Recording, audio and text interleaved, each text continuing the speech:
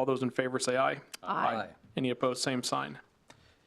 All right, item number 2 is to consider request to close Main Street on August 8th of 2022, 6:30 to 8 p.m., subject to KDOT approval and construction schedule for the Harvey County Fair Parade and for city assistance with the fair.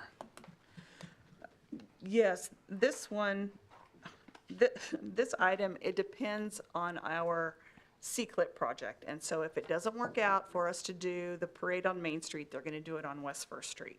So whichever one works out, that's where we'll. Yes, so we're giving you guys authority to make that decision, where to best handle it. Okay. I move we approve them having the fair parade somewhere. We appreciate your support. Yeah, there's a motion. I second. All right, there's a motion and a second. Any further discussion? All those in favor say aye. Aye. Any opposed, same sign. Maybe we should mention too that Rich is out this evening, so we're down to just 4 of us. So, all right, item number 3 is to consider a resolution setting a public hearing to establish a rural housing incentive district within the city for the Enclave Addition, and Rebecca's going to take this. All right. Good evening, Mayor and Commissioners. So as we work through our RHID processes for these different projects we have going, this is the first one where you're seeing the second resolution. To recall, do we have the picture up? This is for the Enclave Addition right off of Southeast 14th. This is to make 7 duplexes that had fit some of the housing needs that we'd already identified. The purpose of this resolution is just to accept the draft development agreement and to set the public hearing date, and that is for July 26, 2022. Yeah, stand for any questions. Resolution number? I move we approve resolution number G1284, setting the public hearing for the RHID. I will second that. Okay, there's a motion and a second. Any further discussion? All right, all those in favor say aye. Aye. Any opposed, same sign. Thank you. Item number 4, Rebecca as well, consider a resolution to repeal the Build Newton program and redirect remaining funds to the weatherization and rehabilitation program. Right. So as you guys will remember, in 2019, you elected a resolution that would assist builders and building spec homes to reimburse them the cost of the construction loan interest from the date of occupancy to the closing. This was to encourage housing starts and encourage that housing need that you'd identified. In 2019, when the program was initiated, there were 5 applicants. 3 actually claimed that assistance for a total of about $3,700. 2020, there were 6 applications, 2 which actually claimed it for a total of about $8,900. And then in 2021, there were 2 applications. In 2022, there was 1 application. Both of those, all 3 of those, I guess, are still encumbered.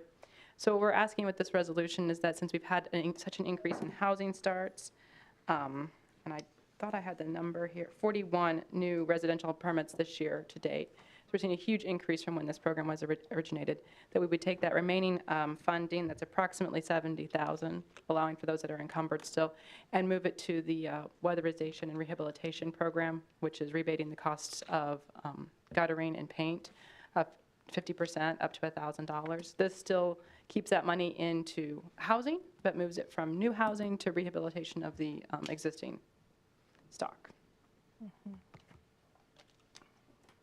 Donna, how much did we spend? It's only like, what, $1,700 or something like that? It's about 17.5. 17. Out of the old? Yeah, Yeah. we had Okay. 100,000. We spent that, or does that include the amount that's encumbered? No, we spent that much, We spent that, okay. about that much. Well, that's not, And we have- 17,500. Yeah. 17,500, right? I think we have, what, 87,000 sitting in there right now. Okay. Right, but that 87,000 would include what is currently encumbered, but what we've experienced is that right now, housing is closing, I mean, before it's even finished framing, which is wonderful. We love that. That's was an the amazing point I was thing. making. Yeah, We yeah. spent 13, we have 17 encumbered, but probably won't spend it.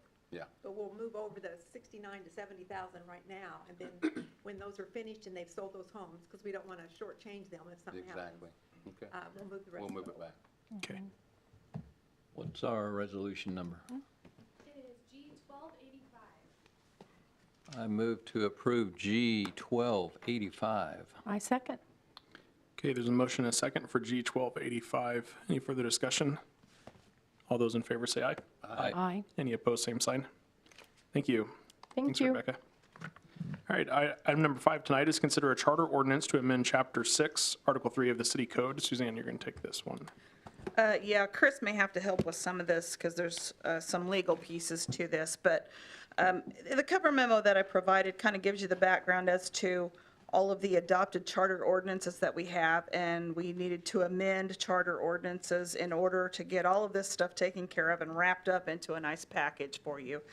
The reason that we brought this forward with the changes, it's been a while since we did an update. Also, properties that have irrigation systems, fire sprinkler systems, dental equipment, cooling towers, commercial dishwashers, all kinds of items that have a direct water connection without an air gap are required to have a backflow prevention device on them, on their water service line according to the plumbing code. And our current city code references a UPC, a Uniform Plumbing Code, instead of the IPC, which is the International Plumbing Code, which was adopted as current law to handle the requirement of the backflow prevention devices. So we did some cleanup of code. We looked at a bunch of pieces to this, and remembering that backflow prevention devices, they're so important so that we don't get bacteria in our system, which can cause a boil order requirement or something if we have a problem. And so having that air gap is important, or the backflow prevention device. Like all equipment, these backflow prevention devices, they can fail, so they also require annual testing of the devices.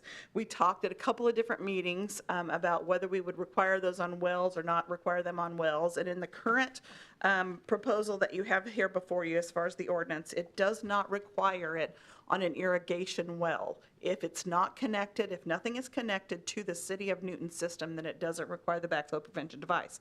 But the new ordinance does require that if you're going to put in a well, you do get a permit so that we know where those wells are. It has a lot to do with, if we get into an issue, it's hard to imagine right now, we've had a lot of rain where we have to do water conservation, but the state just asked for an update to our plan when we do that. And we've done that at least once in the last 25 years where we've looked at who can water when.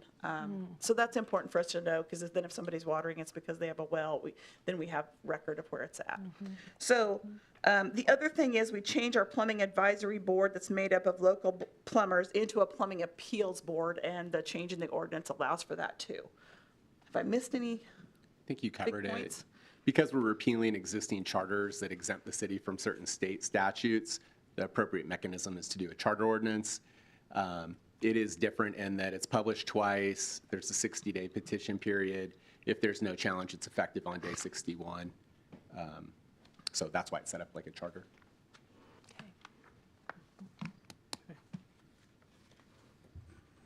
Any questions? If not, maybe Sarah, you can give us a ordinance number.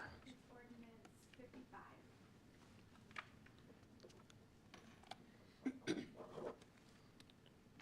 Charter ordinance 50. Right. Yeah. 55. I think that might be a first since I've been on the commission. They're Heard very any few. Ordinance number like that. It says it on here, but that's why I asked, because I hadn't seen just 55 before. I'd make a motion to approve charter ordinance number 55. I second. There's a motion and a second. Any questions or discussion?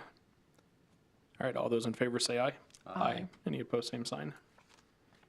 I want to maybe just highlight real quick, that's a good example of being able to work with city staff and the people on the, what was it, the plumbing? Yeah, the plumbing board, and just being able to come to something that is reasonable and makes sense for everybody. So thank you. I know that we had suggested quite a few changes to it when we talked through it at different times. All right, item number 6 is to consider the 2022 Sewer Rehabilitation Project on various collection lines. Yes, Commissioners, we have over 123 miles of sanitary sewer lines throughout the city and just over 2,400 manholes. This infrastructure requires all kinds of different maintenance approaches to make sure that we keep our sanitary sewer system functioning well. We have to do regular cleaning, and we do televising. It helps us to know when we have lines that need major maintenance. And every few years, typically it runs about every 2 to 3 years, we bring forward a sewer rehab project like this.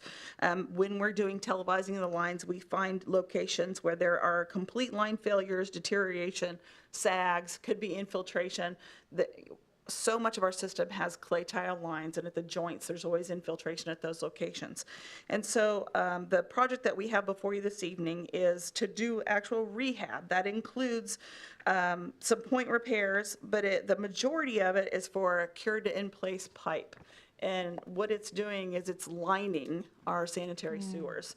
And if there are locations where we have some severe sags or something, we have to go in and do a point repair, or if there's a complete deterioration, we have the contractor do a point repair. We have all of the locations called out. I've kind of given you some of the details here. There's about 128 point repairs and just over 4,800 lineal feet of the cured in place pipe work. And then some open cut for some line replacement, about 827 lineal feet of that, some manhole work. This project, we've been working on it for a while, and we have it ready to bid out. There's a map on the screen, and you can see there's multiple locations throughout the city. So this is kind of what we consider the top priority locations at all these crosshatch locations where we'll be doing work. Any of those different things that I just mentioned, we would have a repair at any of those places. And we would put the project out to competitive bids, and we would have a letting scheduled for July 7th, and then we bring it back to you to award bids on July 12th. This project would be paid for from out of cash that comes from sewer reserve account. We put money aside to take care of these maintenance items. This is important for us to make sure our system is working well, but it's also something that KDHE looks at when we have our inspections, and they audit all of our paperwork, whether our collection system's working well, whether our plant's working well. And so this is just another piece of making sure that our system is functioning as it should. If you are so inclined, we would like you to approve the plans and specifications and set the bid date as presented. I so move. Yeah. I second that. Okay. Motion and a second. Any discussion? All right, all those in favor say aye. Aye. Any opposed, same sign. Thank you. Thank you. Item number 7 is receive bids and award the contract for the Boyd Street waterline improvements. Suzanne. Yes, on May 10th, you approved us moving forward with bidding of the project, and recall that this is for the Harvest Point development at the corner of First and Boyd. This project would be paid 100%, paid for 100% by the benefit district. This is the water main that would be coming from the north side of First Street, under First Street, and then it comes on down Boyd and extends to the south end of, I believe it's Reserve 9 or A? I think it's A. Okay, A. Oh, there we go, it says A. We had a bid opening, and this is an unusual one. So if you look at your bid tab that I have here for you, pipe prices are all over the place right now, as are most commodity prices. We bid 2 different alternates. We bid a ductile iron pipe, and then we bid a PVC, which is shown here, the C900 pipe. The contractors we would have expected to provide either 1A or 1B. They could pick either one. Normally, we would have a specific pipe type that we would put at a specific location, but what we hear from the suppliers for our uses and from the contractors is that there's some days they can't get the PVC, there's some days they can't get the ductile. Sometimes the prices are up on one, sometimes they're up on the other. It has been all over the board, so we said, look, you pick, and we'll put it in and we'll make it work. We've got the plans that were put out to be able to accommodate either pipe type. We had 4 bids that were provided, and we had 1 that came in late. And so we don't read them if they're not submitted by the date and time that we state because we do a public bid opening on these.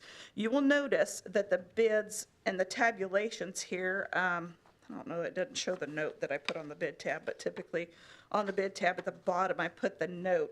The contractors here, the first 3, where it has an X through pipe 1A, they included some of the costs in their extensions, and so we corrected that. We note that on the bid tab when we post it. We post our bid tabs on our website. But the low bidder was No-Walk Construction. They actually did not bid the pipe type 1A, which is fine. They didn't have to bid both. We wanted to pick which one they could get and which one would work for them in their bid. They happened to be the low bidder at the $111,820. And if you'll notice, the pricing here runs the gamut. And that's kind of what tells you you had a good, healthy, competitive bid, is when you're seeing things kind of run the gamut, but staying underneath the engineer's estimate. That's where we want to see it. So we would recommend that you award bids to No-Walk Construction for the price that is submitted. I do that. I move that we award that bid to No-Walk Construction. Second. Okay. Thank you. There's a motion and a second. Any further discussion? All right. All those in favor say aye. Aye. Any opposed, same sign. Thank you. Thank you. All right. Item number 8, a fun one. Receive a report on the Newton 150 Summer Bash. Those others were fun. I mean, I agree, Suzanne, but looking at sewer line? looking at 8-inch, I had to look up 8-inch C900 pipe and 8-inch DICL pipe, and I have to admit that the 150 Summer Bash seems a little bit more fun. We'll Although I take that didn't as a know that there compliment. was, I knew what the C900 pipe was. I did not know what the DICL pipe was, so I learned something new tonight. All right, great. Okay, thank you. Sorry, Aaron, go ahead. Okay, well, we just wanted to give you a very brief report on our Summer Bash, which was our signature event of our sesquicentennial celebration this year. I believe you were all there, so you experienced the event yourself. But I think I speak for the whole committee when I say that it was a tremendous success. We were amazed at how well everything worked after a week of intense anxiety about the weather.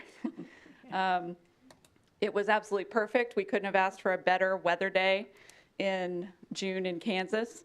And so we really want to thank all the partners who helped us pull it off. We wound up with 13 food trucks from around the region. We had, obviously, the Ferris wheel that came to us from South Carolina. We had the bounce houses from Keep It Hoppin'.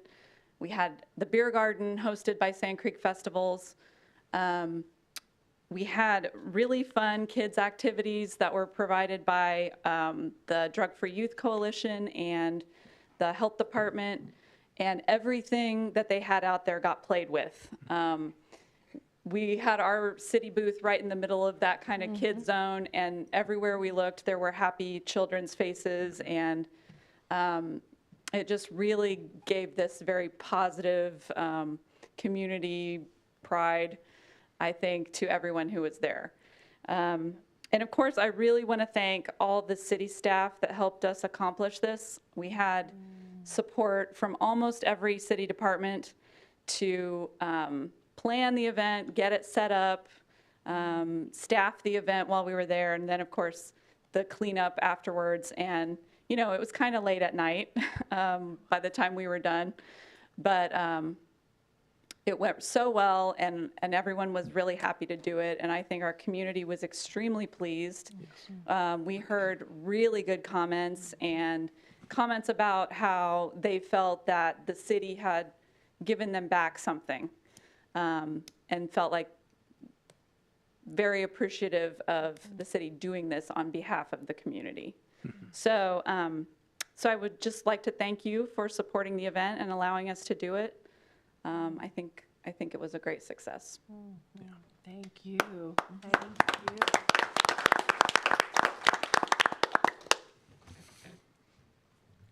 you. Yeah, and thank you for allowing us to do it. Well, thank you for doing it. Yeah. Yes. Yes. I mean, I don't think there was much allowing that was going on. It was more of like we would love for you to do it. So, okay, Suzanne, number 9, receive an update on the cleanup at 1204 North Walnut. Yes, Commissioners. Oh, yeah, here's a cool video. We got to watch this. Excuse me, I did not realize I had a little video here. Sorry, it didn't play the first time I clicked it. So, the Ferris wheel was amazing. You missed it. It was amazing. Yes. Is that the mayor up there screaming at the top? Yes, indeed. Mayor McBroom at the top going, turn it off, let me down. Okay, sorry. You're okay. Thank you. Suzanne? Okay, yes. As you know, we had received complaints about 1204 North Walnut, which is on the northeast corner of 11th and Walnut. And in October of 2019, after going through the entire environmental court process, the property was brought into compliance. But then a year later, the property again got into disrepair. We went back and forth with property owners and went to an administrative hearing. Then in the fall of 2021, the court ordered cleanup on the property. The commission then approved in April that staff could send out requests for bids regarding the property repairs and cleanup. Actually, this one was just a cleanup. And we did not receive any bids on the first bid letting. And then we had two different individuals that contacted us and said, hey, we might be interested in doing this. And so we set a new bid date. And we said, okay, submit a bid. And then I provided in the packet, I believe you had a bid tab from the two entities that bid the project. Typically, we would bring it back to you, but this was such a low price on it. We went ahead and moved forward with the low bid, and the city budget pays for this cleanup. We have some funds that are available for these types of cleanups. And so the work has been done. The contractor came in, and there's some before and after pictures for you. We just wanted you to receive the information because typically we bring it back to you. But in this instance, it was relatively small. We weren't tearing something down, and we knew you would want us to move forward with cleanup quickly.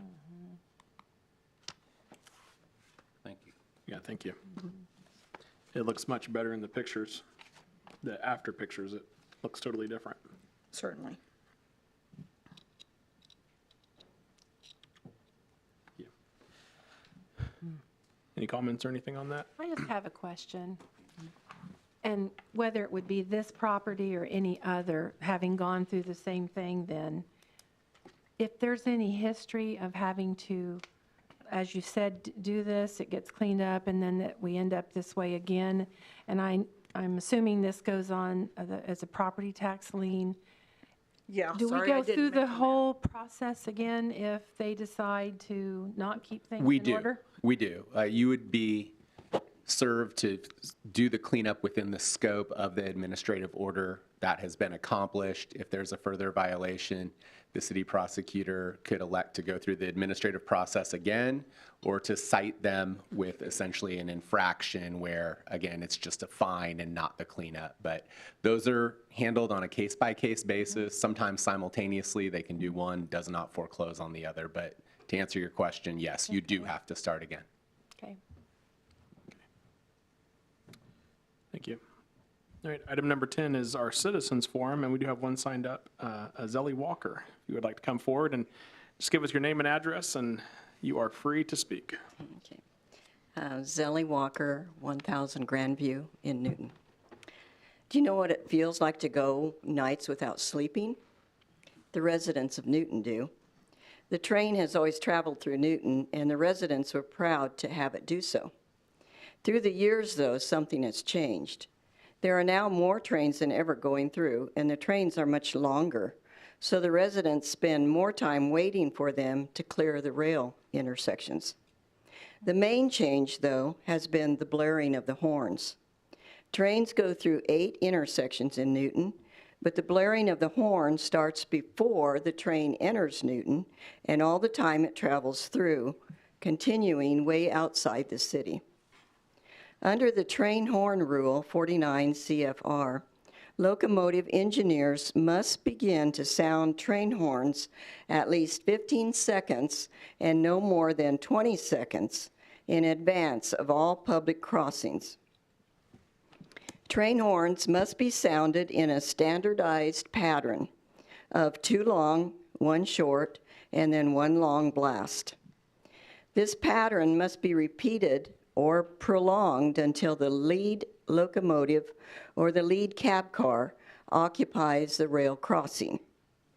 The rule does not stipulate the duration of long and short blasts. It does stipulate the maximum volume level for the train horn at 110 decibels. and the minimum at 96 decibels. 110 decibels is roughly the noise of a jackhammer. And this happens at all hours of the night and sometimes every 20 minutes. The Federal Railroad Association, FRA, sponsored a report about the use of locomotive horns. The report reviewed current and past research on the effects of transportation noise on the physiological and psychological health of both people and wildlife. Because of the adverse effects of noise, in 2005, the FRA began allowing communities to apply for a partial quiet zone, which restricts locomotive horns only to be used in emergency situations between the hours of 10 p.m. and 7 a.m. A partial quiet zone for the city of Newton would dramatically reduce the train noise at night and give its residents a peaceful night of sleep. Some of the communities in Kansas that have already applied for and have been granted quiet zones are Belle Plaine, Dodge City, Parsons, Edgerton, Fort Scott, Overland Park, and Lenexa. And I am here tonight to request the City of Newton begin the process for a partial quiet zone and dramatically reduce the train noise for its residents between the hours of 10 p.m. and 7 a.m. This may incur some time and energy from the city, but the benefit to the community would be well worth it. As a first step, I'm also providing you with the FRA's Guide to the Quiet Zone Establishment, which gives more information on this subject.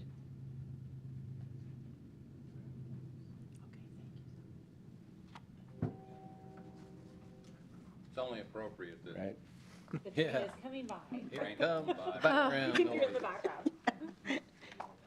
Now just wait 20 minutes, there'll be another one. Any questions or comments or? So is that application made through the city, or is it? Okay. Yeah. We've talked about this on multiple occasions. I know we've had this presented, not this exactly, but we've had similar presented. Yeah, you've received, well, actually, you've heard a lot of this information before and received some of the information that you've provided.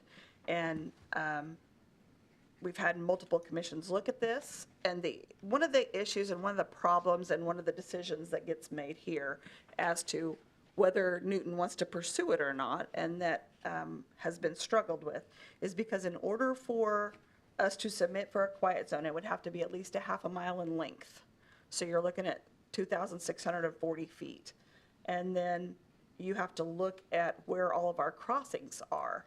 And so if you're looking at that stretch, you're gonna catch multiple crossings in there, but typically they're gonna be Broadway and Main Street is gonna get caught in that mix.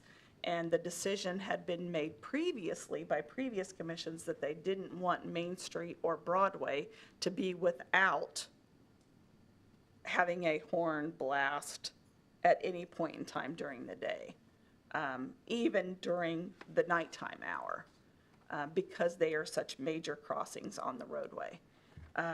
And I mean, there's a whole lot of details to this that we can look at and talk about further, but that's kind of the big issue as to why it hadn't been considered before, or well, it was considered, but why the commissions in the past had decided not to.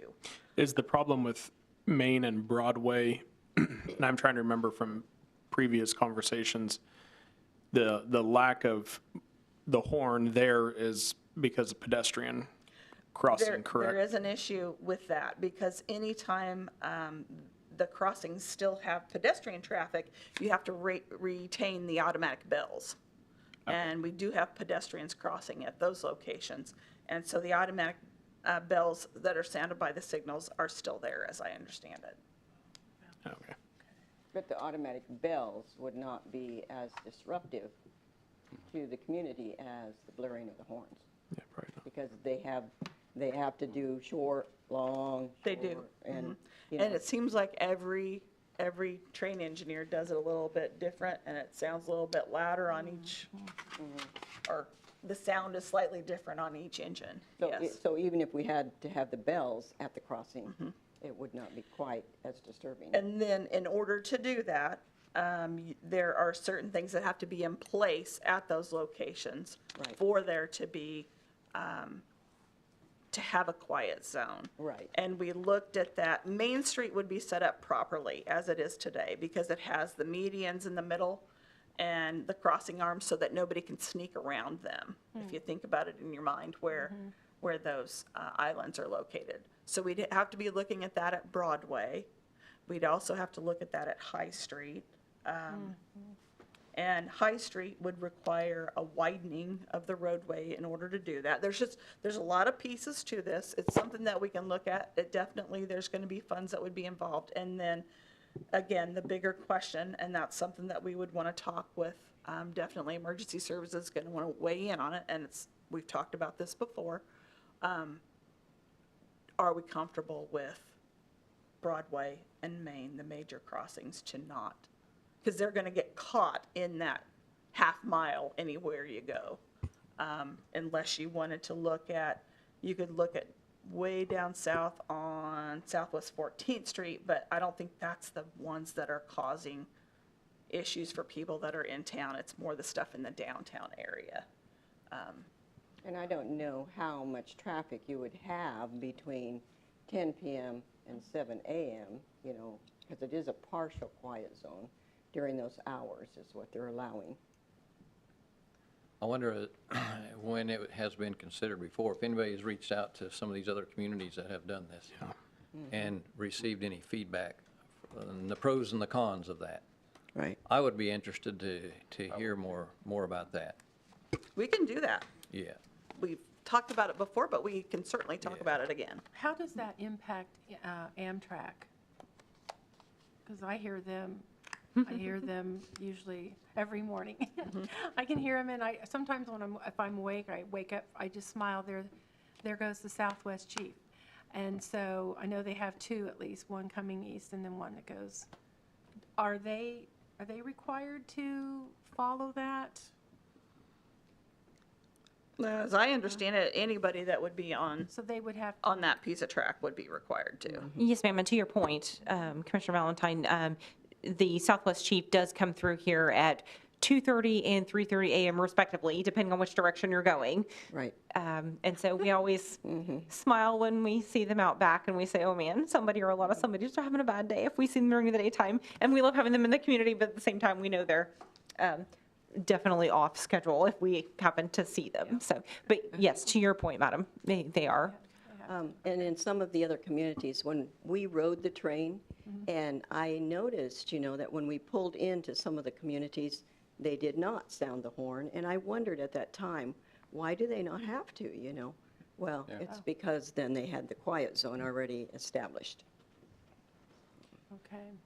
I was in Edmond, Oklahoma last week, and you know, there's quite a bit of development happening on both sides of the railroad there, and they just got through going through all this stuff, quiet zone stuff. Yeah. The thing to remember in Edmond, and I can speak to this because I literally worked for the city for a number of years and helped actually institute some of the over and underpasses for the rail there. That was about 25 years in the making. Seriously, I came in on the backside of it, and I know that sounds like a really long period of time, and it is for everybody. It's a lifetime for most of our careers. But at the same time, remember, sir, in Edmond, that most of those are either over or underpasses, and they're not at-grade crossings, and that makes a huge difference for the quiet zones. Yeah, there was 4 or 5 crossings that it affected. We went all around. Yes, sir. And I was going to bring it up to you privately, but since we're talking trains. Yeah. Well, one thing, I just, you know, I have talked to a lot of people in Newton. There are people that like the community but would never live here because of the trains and the train noise. So I really think it would be something that would help our community, and even the residents that already live here, you know, would greatly appreciate it.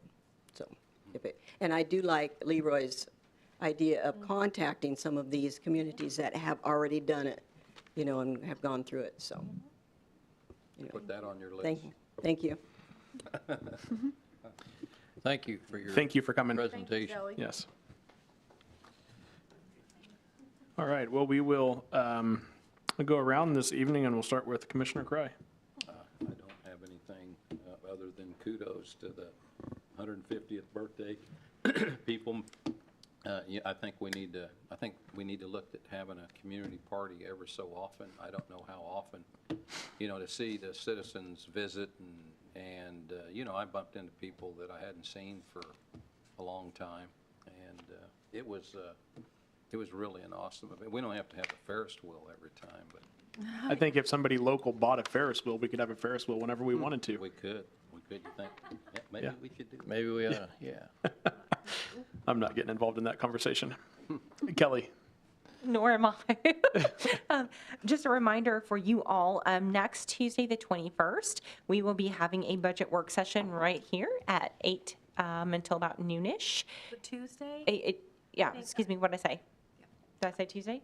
Okay, yeah, Tuesday, the 21st. Yep, we have a couple scheduled, so we've got two. Okay. It is the 20th? I'm sorry. I thought No, we you're- left it the last time as the morning of the pre-agenda, that we would just go on. There's two of them. Yeah, we've got two, and so the Oh, week, we are yeah. now with two. Yes, ma'am, yes, we've got two scheduled, but the next upcoming one, I'm sorry, is the 21st. Yes, it's in my phone. Good deal, okay, I just wanted to. 21st, My phone says. I'm guessing. Yes, because I was- changed my out-of-town plan so I could be here. Misstated that, sorry. So- Okay. Yep, The 21st. yeah, and that is all I have for you this evening. Okay, thank you. Chris? No, sir, thank you. Okay, Suzanne? No, sir. Donna? Okay. Commissioner Valentine? Oh, I just want to say, last night we went to the senior center, and they had their potluck, and it was filled to the max. And I've just never, in a long time, seen so many seniors really enjoying themselves. And then when we got tired, there were several that stayed behind and played bingo, and then I've heard it bunko or whatever that is. And so they were all having a real wonderful time. And then I just wanted to, I just thought it was a good night. And then we went out to the American Legion tonight. They had their first second Tuesday of the month family night tonight. And they had a speaker. Her name is Justina Neufeld. You're familiar with her, Adam? She is 91 years old. She was born in Ukraine, and she was giving a presentation when I left on being a refugee of World War II. It was just quite interesting. And her biggest memories were fear and cold and hunger. Those are her memories. And standing down a table and watching her mother slice bread for, the children, and she got one slice, crying for more bread, and her mom would say, no, you can only have one because your brothers get two because they're older. I mean, it's just hard to imagine. And so she's quite sharp. I hope that when I'm 91, I'm as sharp as she is. Really, just an excellent presentation. I'm hoping or wishing we could figure out some other way to get her somewhere so that many more would have an opportunity to hear her. She seems to be quite techie, and so it's really something. But I just wanted to give a shout out for the Legion. They're reaching out, and this is just beyond their own members, and it was a really neat time to be there and then to scurry here. So I was thankful for both of these opportunities and wanted to share with the public. Thank you. Thank you. Vice? Yeah. Is she a Newton resident? North Newton. North Newton, okay. Yeah. Yeah. Just fine. Yeah, but she lives locally, though. That's neat. Yes. Yeah, cool. Vice Mayor Kane? So I'm a gratitude guy, and trains notwithstanding, I would like to say how grateful I am for this community, for all of the people who work here, who live here, who play here, I think that summer bash was just phenomenal, and I agree. I think we ought to have multiple celebrations like that in a year's time. I had to cut out early. I was really disappointed. I was charged with caring for my 3 granddaughters that live in Wichita. Their parents were in Mexico, and I had to go pick them up, and I was going to bring them back here. And man, the oldest one has some issues with big crowds, and so we couldn't do that. But I wanted to watch the sun go down on the Ferris wheel. It didn't happen. But I really am grateful for the community and for the citizens' involvement in what's going on here. You know, we have a real jewel. We do. That's it. Sounds like a good reason to bring the Ferris wheel back, so you can watch it again, Leroy. I have a couple things. First, I'll recognize Sarah is filling in for Denise tonight, so thank you. Did just as good as Denise did tonight, so. She's on Bike Across Kansas, and I understand that tomorrow they're coming through Heston, I believe, so she'll be close. They're not coming through Newton, are they? They were in Hutchinson today. Some of them are. The 100-mile They day. do the if they're 100 doing the mile. 100, They they're will coming come through through tomorrow, actually. I think Wednesday, right? Or Wednesday or Thursday? Yeah, it's either tomorrow morning or Thursday morning. And they will be through, and you might see Oh, them maybe, at- okay, maybe out my on dates, I'm 12th often on Street days. and Okay. Meridian area.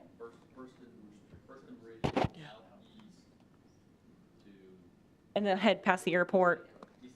Yeah, to East Lake Road. East Lake Road. Yeah, if they're doing the 100 miles. So you might not see them all, but if you do see them, please welcome them to our community. I would say We'd it'd be happy to kind of see them. cool if we knew where, Aaron. Love to take my kids and go see them, so, yeah. We do know where, we don't know exactly When. or how Yeah. That's okay. The when part is hard Yeah. because it might be 8 in the morning, it might be 8 o'clock at night. It Well, depends on how Heston, quick they're doing Heston the 100. posted something on Facebook today about it, so I think we should too, so. Just to be kind and friendly to the bicyclists that will be coming through town. So Sarah, thank you for filling in while she's gone for that. And then I noticed this morning I was heading to a meeting downtown and noticed them putting up all the United States flags, and I thought that was very cool. I liked that. I thought it looked really nice. I love seeing them down there. I understand it would, the Kansas wind would not be friendly. I just wish we would see more American flags downtown. It is Flag Day, so that was and Army's birthday. So fun thing to see this morning as I was approaching downtown, seeing those flags being replaced. And or there were some welcome flags up, those flags being replaced with United States flags. A couple things about the Summer Bash that I noticed when I was there. Number one, I think it was maybe one of the happiest nights of my life. I loved it. It was so much fun. My kids loved it, which was an excitement for us. I noticed that evening just how many city employees there were there. I mean, police and fire and sanitation workers and administration people. I mean, it was just like fascinating to see so many people from the city at one event. And then I saw a lot of citizens that I didn't know who they were, and that was okay. It was just, there were so many people that came out to be a part of that event. And then I noticed in the report that it said that there was at least 60 city employees that worked that evening for the event. And I thought that was very cool. So just kudos to that. And then I got a chance to visit with with Darren, the Ferris wheel guy, and really enjoyed visiting with him. And I asked him if the mayor got the first ride around the Ferris wheel. And so he let me and my son go around it first, and that was fun. But he said, of course, he is on the city commission in his town that he's from. So I don't know if anybody knew that. So he was very supportive of local government, and the town that they're from is small. One of the things that he shared with me is they had bought this Ferris wheel, or they got it delivered. They had bought it in 2019, and it was delivered just before COVID started. And so I said, well, that had to have been tough, wasn't it? And I guess in the area that they live in South Carolina, there are several amusement companies in that area.